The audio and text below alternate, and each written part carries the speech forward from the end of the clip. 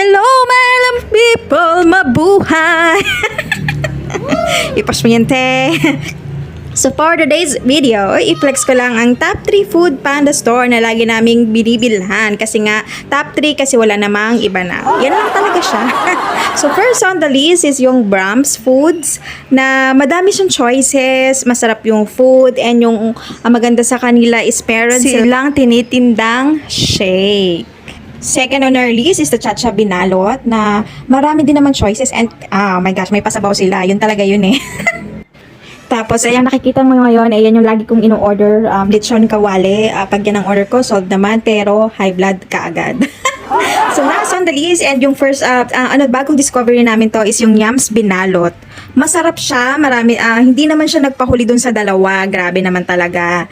And yan din yung in-order ko, yung kanilang spicy liempo na grabe naman talaga sa sili. Talaga namang